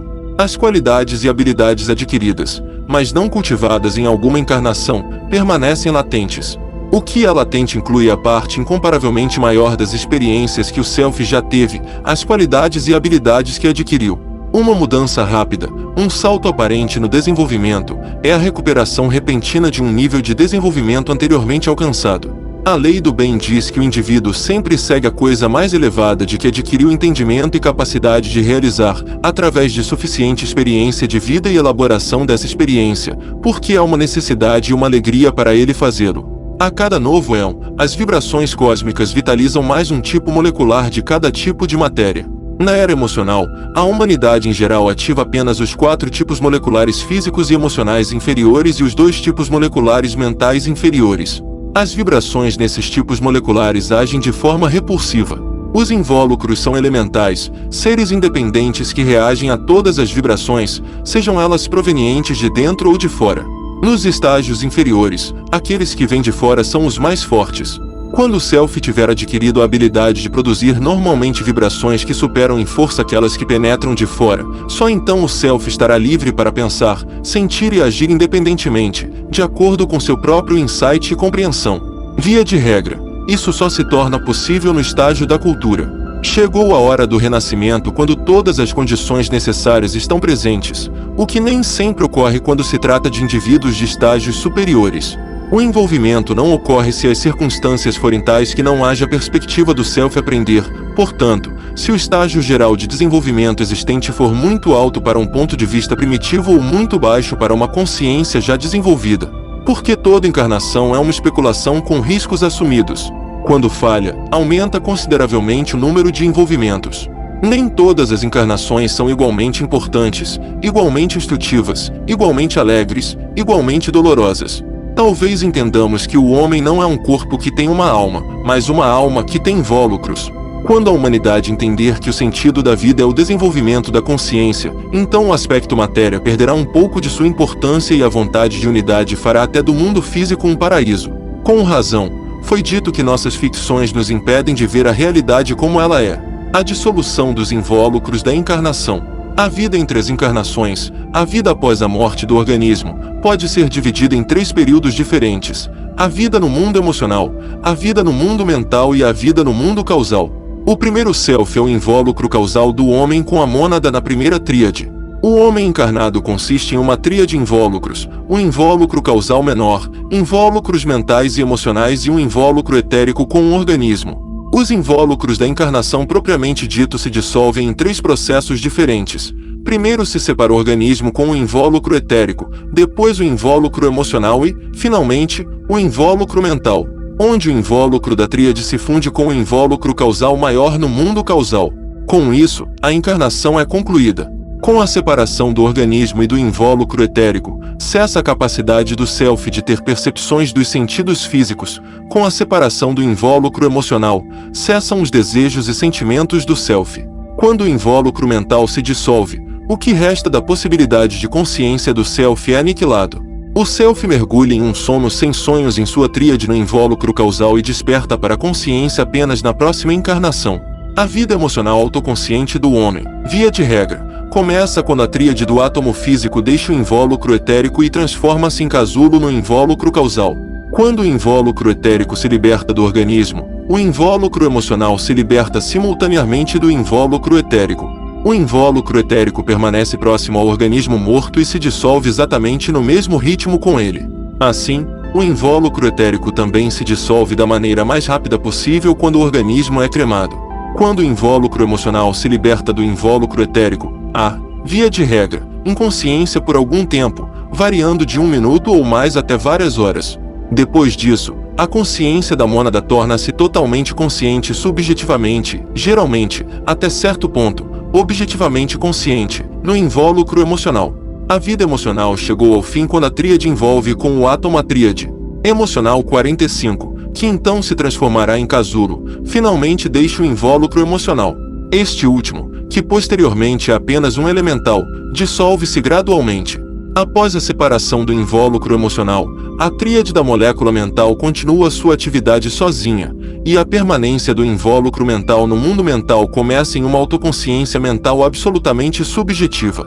Quando o invólucro mental finalmente se dissolve através do encasular da tríade da molécula mental, a assim chamada personalidade é aniquilada. A tríade no invólucro causal é esperar no mundo causal por um novo período de atividade por meio de uma nova involução. A atividade causal e a consciência são excluídas no que diz respeito ao indivíduo normal no atual estágio de desenvolvimento da humanidade. A vida útil do invólucro emocional pode variar tanto quanto a do invólucro físico. A regra é que não existe regra. Inúmeros fatores cooperam, com o resultado de que cada indivíduo na maioria dos aspectos se afasta da norma, é claro, dentro de limites razoáveis. Em esoterismo, o dogmatismo é uma prova de ignorância. Cada caso particular deve ser investigado individualmente.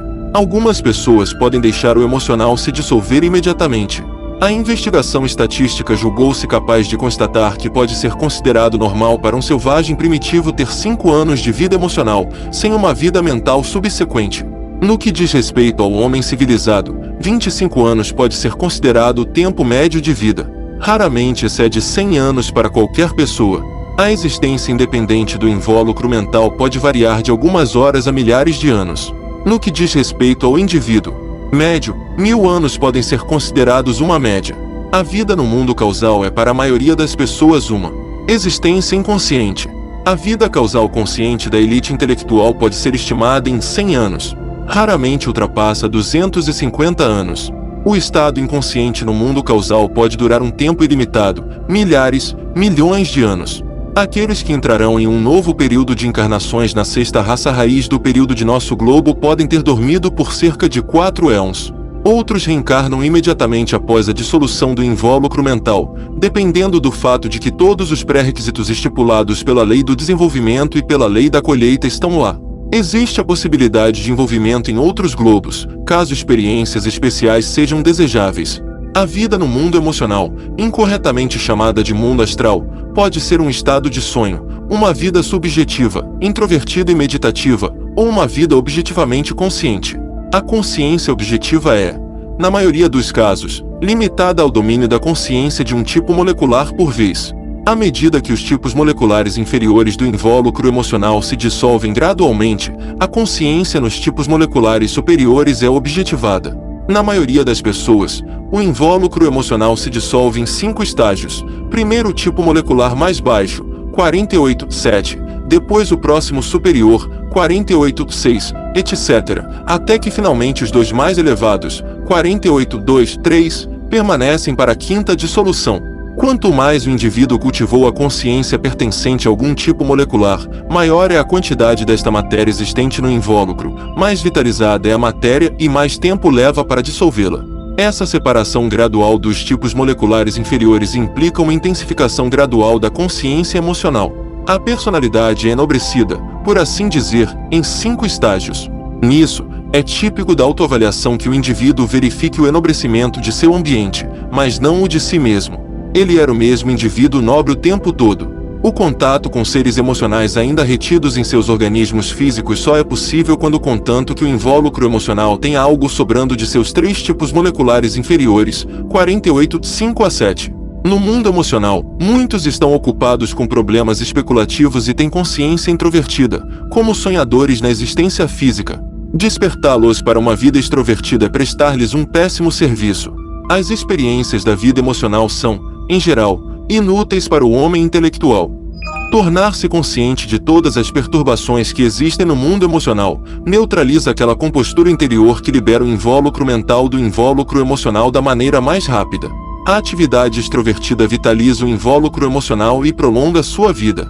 Aqueles que estão despertos no mundo emocional descobrem que entraram em um mundo novo, desconhecido e incompreensível.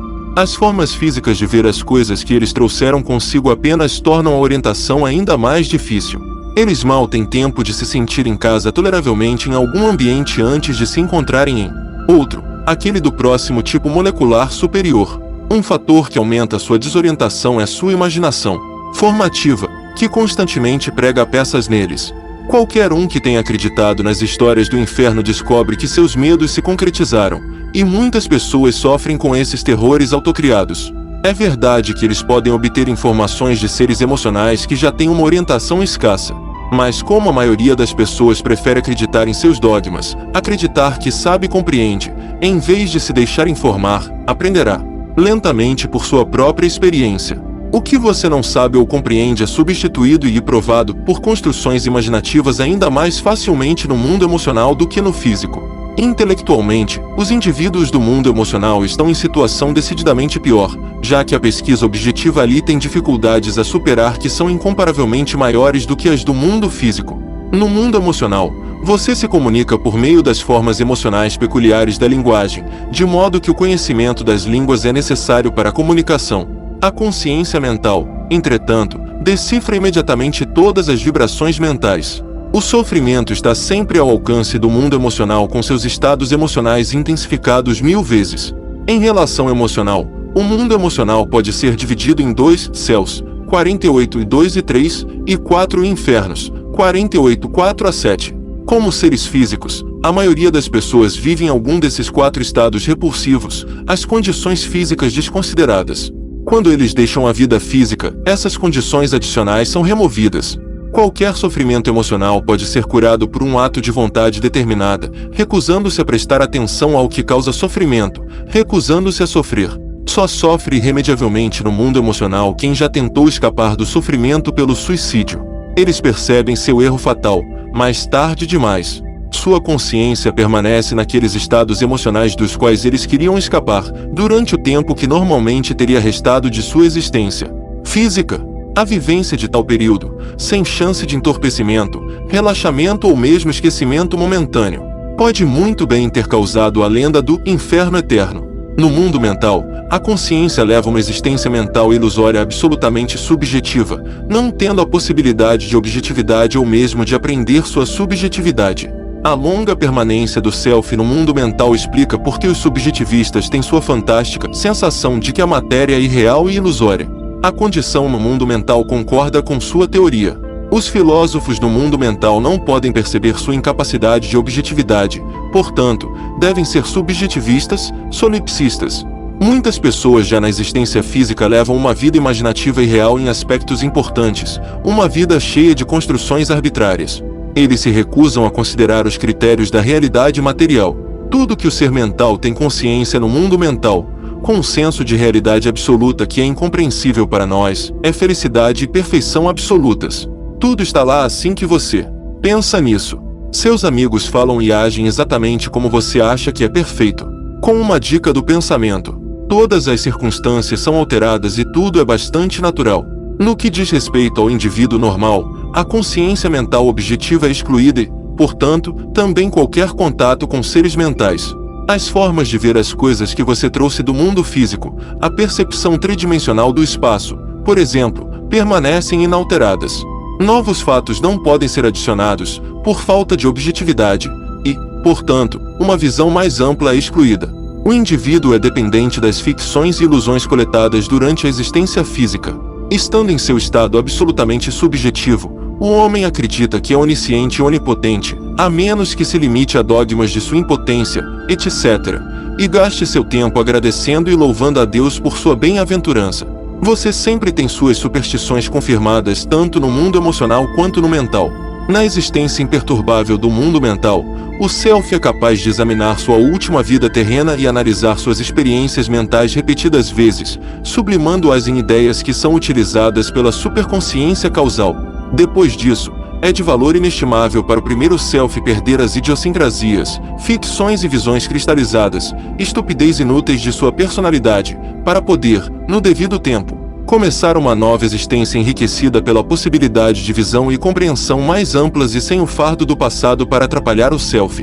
O primeiro self do indivíduo normal perde sua consciência por sua incapacidade de atividade na matéria causal. A consciência do self torna-se latente.